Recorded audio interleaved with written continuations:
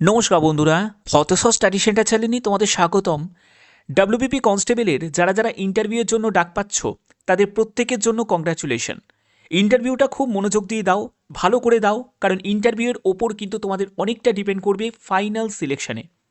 তো সেক্ষেত্রে আজকের এই ভিডিওটা সেই সব প্রার্থীদের জন্য খুবই গুরুত্বপূর্ণ যারা যারা তোমরা পিইটি পিএমটি পাস করেছো। তোমরা পিইটি পিএমটির জন্য কত পাস করেছো, কতজন ক্যান্ডিডেট পাস করেছো, এবং তোমাদের ফাইনাল কাট অফ কেমন যেতে পারে, এবং তোমাদের ফাইনাল রেজাল্ট কবে আউট হবে, সম্পূর্ণ তথ্য আজকের এই ভিডিওর মাধ্যমে তুলে ধরব। ভিডিওটা প্রত্যেকের জন্য খুবই গুরুত্বপূর্ণ। তার আগে তোমাদের দেখিয়ে দিই যে তোমরা যারা যারা ইন্টারভিউ দেবে, তো ইন্টারভিউয়ের জন্য অ্যাডমিট কার্ড তোমরা ডাউনলোড করতে পারবে 24শে জানুয়ারি থেকে অফিসিয়াল ওয়েবসাইট থেকে। ঠিক আছে, তোমরা কল লেটার ডাউনলোড করতে পারবে এবং তোমাদের 29শে জানুয়ারি থেকে তোমাদের এই ইন্টারভিউ শুরু হচ্ছে। ওকে, তো দেখো, ডাব্লিউবিপি কনস্টেবল রেজাল্টে তোমাদের টোটাল যে ভ্যাকেন্সি সেটা হলো 11,749 মেল আর ফিমেল মিলিয়ে। ঠিক আছে, এর মধ্যে রিভাইজ তোমাদের শর্টলিস্টেড ফর পিইটি পিএমটির জন্য তোমাদের যে রিভাইজ যে লিস্ট প্রকাশিত হলো সেখানে 60,178 জন ক্যান্ডিডেট তারা পিইটি পিএমটির জন্য কোয়ালিফাইড হতে পেরেছে এবং পিইটি পিএমটি দিতে গেছে। এবার পিইটি পিএমটির জন্য তোমাদের অ্যাডমিট কার্ড ডাউনলোড 2রা জানুয়ারি থেকে হয়েছে এবং পিইটি পিএমটি শুরু হয়েছে 8ই জানুয়ারি থেকে 21শে জানুয়ারি পর্যন্ত তোমাদের পিইটি পিএমটি চলেছে। ঠিক আছে, এবার মেন প্রশ্ন হচ্ছে যে কতজন ক্যান্ডিডেট পিইটি পিএমটি পাস করেছে। দেখো, PET PMT pass candidate 14,278 male, 4,200 হচ্ছে ফিমেল। এটা অ্যাপ্রক্স তোমাদের বলা হচ্ছে, কম বেশি হতেই পারে। এখানে 18,478 জন ক্যান্ডিডেট তারা পিইটি পিএমটি পাশ করেছে, অর্থাৎ তারা ইন্টারভিউয়ের জন্য যাচ্ছে। এবার এখানে যদি তোমরা দেখো যে তোমাদের অ্যাডমিট কার্ড ডাউনলোড করা সেটা হলো 24শে জানুয়ারি থেকে তোমাদের অ্যাডমিট কার্ড ডাউনলোড করতে পারবে, মানে কল লেটার ডাউনলোড করতে পারবে, এবং ইন্টারভিউ স্টার্টিং ফর্ম তোমাদের 29শে জানুয়ারি থেকে তোমাদের ইন্টারভিউ শুরু হয়ে যাচ্ছে। ওকে, এবার চলে আসি তোমাদের কাট অফ কেমন যেতে পারে। দেখো, ফাইনাল কাট অফের ক্ষেত্রে তোমাদের বলি যে যেহেতু তোমাদের এবারে 85 নম্বরের মধ্যে 3টে প্রশ্নকে এলিমিনেট করে দেওয়া হয়েছে, যে প্রশ্নগুলো ভুল ছিল, তো সেক্ষেত্রে তোমাদের এবারে 82-র মধ্যেই কিন্তু তোমাদের ব্যাপারটা হচ্ছে।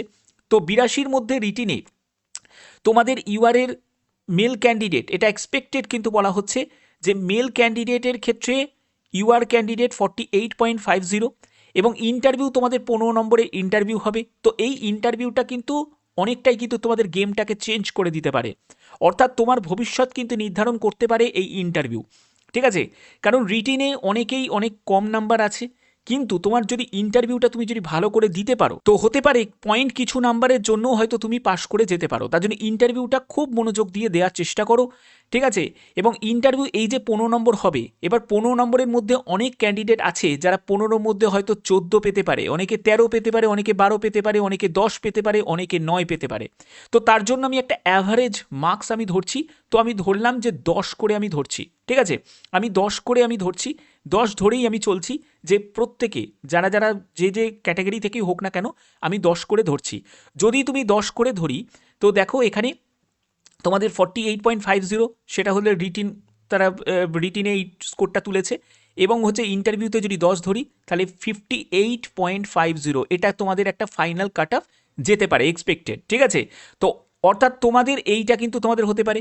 ওবিসি এ ক্যান্ডিডেট 41.50, এখানেও যদি আমি 10 ধরি তাহলে তোমাদের দাঁড়াচ্ছে 51.50। তারপরে ওবিসি বি ক্যান্ডিডেট 41.25, এখানেও 10 করে যদি ধরি তাহলে তোমাদের 51.25। ঠিক আছে, এসসি ক্যান্ডিডেট 39.25, তাহলে এখানেও যদি আমি 10 করে ধরি তাহলে হচ্ছে 49.25। তারপরে এসটি ক্যান্ডিডেট 32.50, এখানেও যদি 10 করে ধরি তাহলে চলে যাচ্ছে 42.50। ঠিক আছে, তারপরে ইডাব্লিউএস ক্যান্ডিডেট হচ্ছে 28, এখানেও যদি 10 করে ধরি তাহলে ইডাব্লিউএস ক্যান্ডিডেট এবারে অনেকটাই গেনার হবে। 38-এ মেল ক্যান্ডিডেট এক্সপেক্টেড তারা ফাইনাল লিস্টে জায়গা পেতে পারে। এরপরে হচ্ছে ডাব্লিউবিপি কনস্টেবলের তোমাদের final cut off expected female ক্যান্ডিডেটদের ক্ষেত্রে বলা হচ্ছে। ফিমেল ক্যান্ডিডেট যদি দেখো তোমাদের ইউআরের গেছে হচ্ছে 36 গেছে।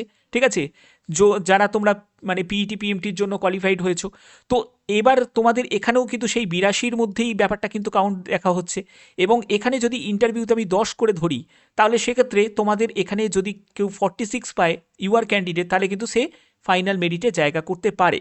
ওবিসি এ ক্যান্ডিডেট 24.75, এখানেও যদি আমি 10 করে ধরি তাহলে 34.75। তারপরে ওবিসি বি ক্যান্ডিডেট 27, এখানেও যদি আমি 10 করে ধরি তাহলে হচ্ছে 37। ওকে, তারপরে হচ্ছে যে এসসি ক্যান্ডিডেট, দেখো ও এসসি ক্যান্ডিডেট হচ্ছে 26.25, এখানেও যদি আমি 10 করে ধরি তাহলে চলে যাচ্ছে 36.25। তারপরে হচ্ছে তোমাদের এসটি ক্যান্ডিডেট হচ্ছে 27.25, এখানে যদি আমি 10 ধরি তাহলে হচ্ছে 37.25। তারপরে ইডাব্লিউএস ক্যান্ডিডেট হচ্ছে 12, এখানে যদি আমি 10 ধরি তাহলে চলে যাচ্ছে হচ্ছে তোমাদের 22। দেখো এগুলো কিন্তু সম্পূর্ণ তোমাদের এক্সপেক্টেড বলা হচ্ছে। এবং এখানে আর একটা ব্যাপার তোমাদের বলে রাখি, দেখো সবাই তো সমান স্কোর পায়নি, এটা হলো সবথেকে লো যে কাট অফটা, সেটাই কিন্তু এই কাট অফ। এবং এর থেকে অনেক ভালো নাম্বারও কিন্তু পেয়েছে, অনেকে আছে যারা রিটিনে 60ও পেয়েছে, অনেকে আছে যারা রিটিনে 56 পেয়েছে।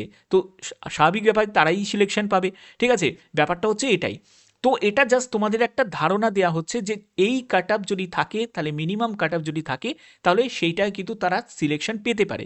এবার ফাইনাল কাট অফের ক্ষেত্রে কিছু পরিবর্তন হয়ে যায়, কারণ যখন তোমাদের ইন্টারভিউটা কেউ খুব ভালোভাবে দেয়, সেটা তার জন্য বলবো যে প্রত্যেকে কিন্তু ইন্টারভিউয়ের ওপর বেশি করে ফোকাস করো, শুধু কাট অফ দেখে ভয় পাওয়ার কিচ্ছু নেই। ওকে, এবার মেন ব্যাপার হচ্ছে যে তোমাদের রেজাল্ট কবে প্রকাশিত হবে। দেখো এই সব প্রসেসগুলো কিন্তু তোমাদের চলবে, যেহেতু ইন্টারভিউ তোমাদের 29শে জানুয়ারি থেকে একেবারে ফেব্রুয়ারি পর্যন্ত তোমাদের ইন্টারভিউ যেহেতু চলবে, তো তোমাদের যে ফাইনাল যে রেজাল্ট, কারণ এর মধ্যে তারা অনেক কিছু কাস্ট রিলেটেড অনেক কিছু তারা ভেরিফিকেশান অনেক কিছু হবে, এই সব প্রসেসগুলো সম্পূর্ণ কমপ্লিট করে এক্সপেক্টেড মার্চ মাসে তোমাদের রেজাল্ট প্রকাশিত হয়ে যেতে পারে।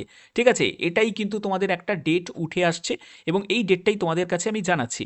এবং দেখো এগুলো কিন্তু সম্পূর্ণ আমার মতামত, কিন্তু এবার তোমাদের একটা কথা বলে রাখি, যাবতীয় যা যা ইনফরমেশন তোমরা পাবে সবসময় পিআরবির অফিসিয়াল সাইটেই ভিজিট করবে, সেখান থেকেই তোমরা পাবে।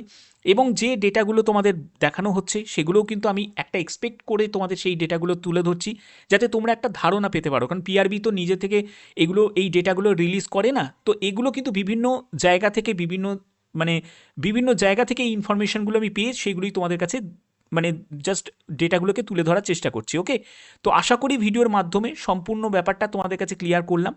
যে কোনো আপডেট যখনই আসবে পিআরবি সাইট থেকে তোমরা পেয়ে যাবে, সেখান থেকেই তোমরা সম্পূর্ণ পেয়ে যাবে। এছাড়া তোমরা চ্যানেলটিকে সাবস্ক্রাইব করে রেখো, ভদ্রসার স্টাডি সেন্টার চ্যানেলে এরকমই নতুন নতুন বিভিন্ন আপডেটগুলো তোমরা পেয়ে যাবে।